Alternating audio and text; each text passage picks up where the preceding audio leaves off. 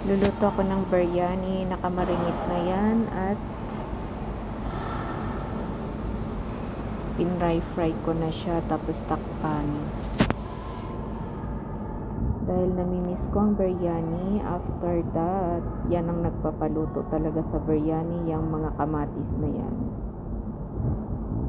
Halo-halo lang tayo guys. Maingay yung area ko. Ayan na, naluto na siya dahil sa tomato na yan. Actually, marami pang kailangan yan, pero dahil hindi kumpleto ang kusina ko, ayan lang yung nakakaya niya.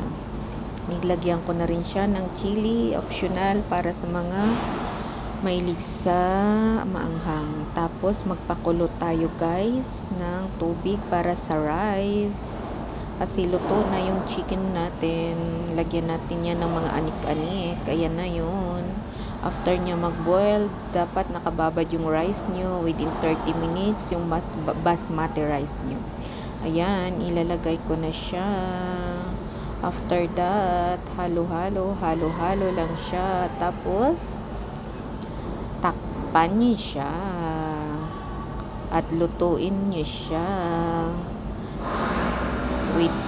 Dapat 70% or 90% ng rice luto siya guys.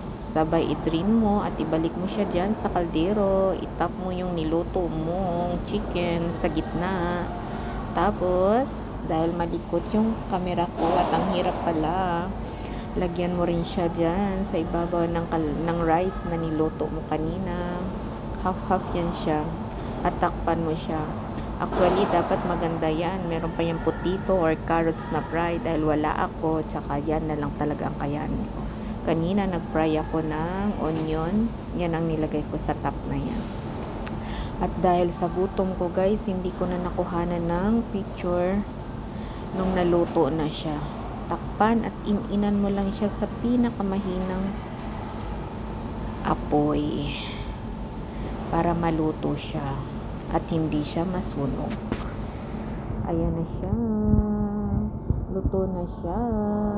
Dapat may mga dahon-dahon pa yan, pero gaya nga sinabi ko, wala akong napiprepare na kung anik-anik dahil kulang ang nasa kusina ko.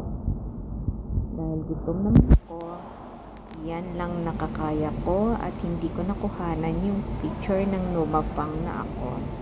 Kaya ayan ang biryani ko guys. Malikot ang camera ko. Ang hirap, kaliwa kanan na hawak. Tabingian ng tabingi.